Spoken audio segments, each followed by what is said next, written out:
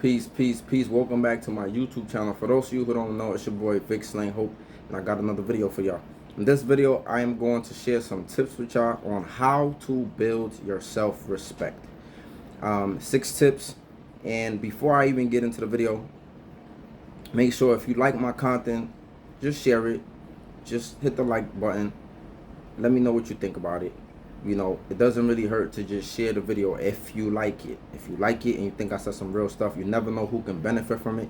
So I advise you to just share it just so my content could help somebody else if it has helped you.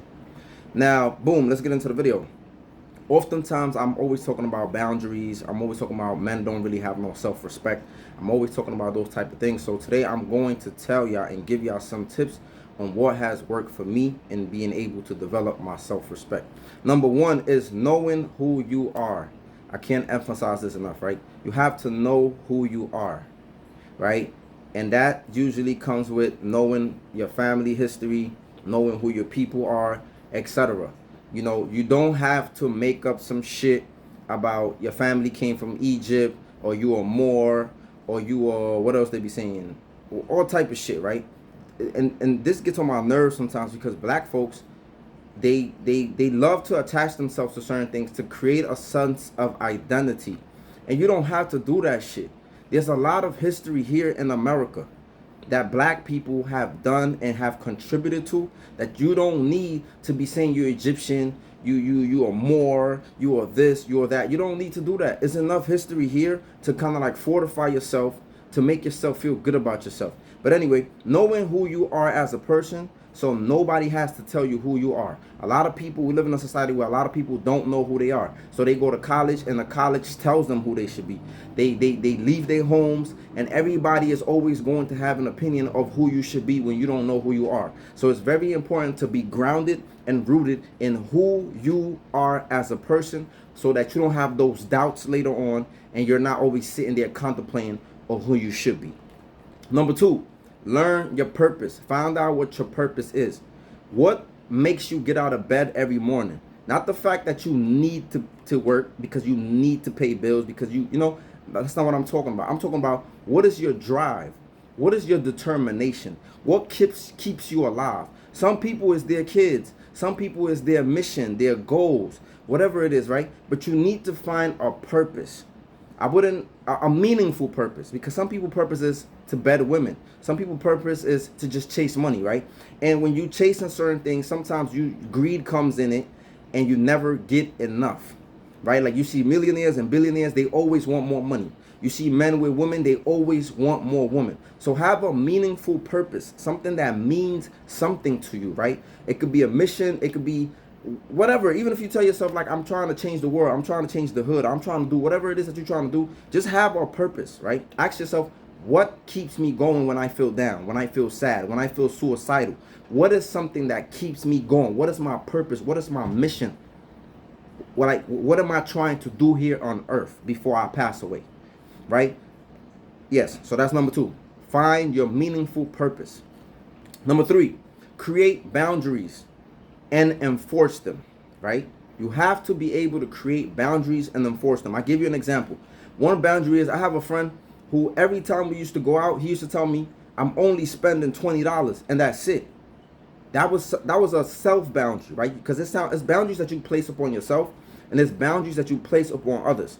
But that's one of the things he used to tell himself. I'm only spending $20. And, you know, I used to be like, you're a cheap ass motherfucker. Like, you know, I used to talk shit. But that's a good thing. You know, I started implementing that later on in my life. It wasn't $20, but I definitely had a price that I was like, this is all I'm going to spend, right? Another thing with boundaries. When you tell somebody, I made another video about this. When you tell somebody, don't play with me a certain way. Don't call me out my name. Don't play with the hands. Don't do certain things. You have to enforce them. You can't let people slide with certain shit, whether they are men or women. If you tell somebody, don't talk to me this way, and they keep doing it, you have to enforce your boundaries. You have to do something. And like I said in my other video, sometimes you got to slap the shit out of somebody. In the hood, you know this. You can't play with certain people. If somebody go in your pocket and you don't like that, you gotta deal with that. You gotta do what you gotta do. So, and it's not necessarily that you gotta slap somebody, but you gotta know when to walk away. Sometimes you might be in a situation with a woman and you're telling her not to do certain things. You're telling her not to behave in a certain manner. and they just keep doing it, you have to walk away. You have to know, like, all right, you out of here. You're not working in this town no more. The same thing happens with men, right? If they cross your boundaries, you can either walk away or you can just make an example out of them. So you have to figure out how you're going to enforce them. I'm not here to tell you how to enforce them. I'm just sitting here telling you, come up with boundaries, come up with rules of your respect and how you demand it, and then you got to enforce it. Either you put the pause on somebody or you just walk away. Number 4, create a support system. Right? I know some of y'all might be like, what the hell that got to do with anything? But you need a support system in this thing called life if you're going to survive the onslaughts and the attacks that society is going to have against you. Society makes money of preying on people's insecurities and their self-respect and all these different type of things. So you need a support system, because when you don't have a support system, sometimes you fall into doing things that make you lose your own self-respect, right? For example, if you don't have somebody that you can go to get money from or borrow money, then you might find yourself doing some low down deplorable things to make money, and that can kind of like lessen your self-respect, right, from other people and from yourself. So have a good support system. Have somebody that you can borrow money from. Have somebody who, if the worst came to worst, you can always crash in their couch. Have somebody, if you needed to talk to somebody, you can always go talk to them at any time of the day. Have somebody, if you need to run up and clap somebody, they're going to help you do that too. Like, listen, you always need friends in all walks of life, right? Whether it's a scammer dude, it's a corporate dude, is somebody that can plug you in with a job, it's somebody who can, you always got to have a range of friends. Because if your support network is just full of people who are doing the negative things, are committing crimes and just a certain kind of people, you're not really going to really survive out here. You're really not going to make it. It's going to be very, very, very hard if you don't have a good support system.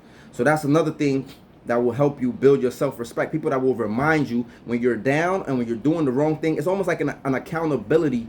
They call it accountability partners, right? When you forget certain things, when you're feeling low, when you're feeling down, when you forget and you start to veer off, you need to have a good support system that's going to remind you, like, yo, pick your chin up, bro. Respect yourself, bro. And remind you of certain things. It's very important. Number 5, work out. I can't stress this enough. They got the saying, if you look good, you feel good. And working out is part of that. Not only does it give you muscles and make you feel strong, and also it's a healthy thing, right? It also makes you feel good overall. When you look good, you feel good. Working out, it has a lot of benefits, right? Some doctors also say, like, working out is actually good if you got cancer, right? Or against cancer cells, right? Because of the oxygen or whatever. I don't really know the whole science of it, but that's not the whole point. The whole point is, when you work out, it don't matter what condition you're living in. You could be broke and have no job. You can be ill, have some type of chronic illness. You can be ugly. You can be homeless. You could be in whatever situation. But if you working out, it's going to boost your confidence to a certain extent. I guarantee you. If you work out, you're going to naturally start feeling good about yourself. You know what I'm saying? So, yes, working out, make sure you work out. If you don't got nothing else going for yourself, at least make that discipline of yourself to, like, get up in the mornings or get up in the evening or whatever time you going. And you don't need a gym membership. You can go to a park. You can go somewhere. You can work out in your house. But working out definitely helps. And the last thing I would say is this. Do not commit to anybody. Do not commit to anybody. I said this in another one of my videos. Law number 20 on the 48 laws of power is do not commit to anybody.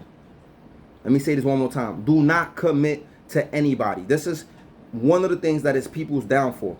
They commit to a specific person when it comes to a business. They commit to a specific woman. They commit to a specific man when it comes in a partnership. They commit to certain friendships. To a certain specific person in a friendship. They commit to a lot of the wrong things. Now, I will tell you this. What you need to commit to is the situation. Commit to family. Commit to community. Commit to a goal, right? A larger goal. Commit to your cause, your goals, right? Commit to the relationship, the children. Don't commit to the person. Don't commit to your wife. I know it sounds a little crazy, but you got to understand me. Don't commit to the individual, because individuals change. Individuals, they start looking different. They change their minds a lot. Like, a lot of things can happen with that individual. But if you, as example, if you're in a partnership and you are committed to the relationship, it don't matter how much you change. Y'all gonna figure it out because y'all are committed to the relationship. Whether that means, all right, we both gonna be fucking around on doing our own thing, but we still committed, we still gonna stay married, and we still gonna raise these kids. Whatever the agreement is in a relationship, I would just give you an example. Friendships too. Commit to the friendship. Sometimes when you're there for your friend, it's not necessarily that you want to be there for the person specifically, but it's you're committed to the friendship. Because you remember when you needed, somebody was there for you. So you're committed to that. When you're committed to the community, you just got to be committed to a larger goal. Stop making it about an individual person and make it about what the goal is. What is the goal of me in this friendship? What is the goal of me in this partnership? What is the goal of me getting up every morning and going to work? Is it to fund my business? Is it to fund my passion? This is how we got to start thinking about things. So that's the last thing. I'm going to recap. Number one is know who you are. It's very important to your identity and your self-image. Number two is learn your purpose. Find out what your purpose is in this life. What wakes you up every morning and makes you feel good about being alive. Number three is create boundaries and enforce them. Don't let nobody play with you, whether man or woman. Know when to walk away and know when to put the pause on somebody. Number four, create a good support system. Have people that encourage you, that give you good advice, and that help make life easier. Number five, work out, because when you look good, you feel good. And number six, don't commit to nobody, but commit to the cause with somebody, if that makes sense. Let me know what your thoughts are. And again, like, share it if you like it, and let me know in the comment section what your thoughts are. Peace.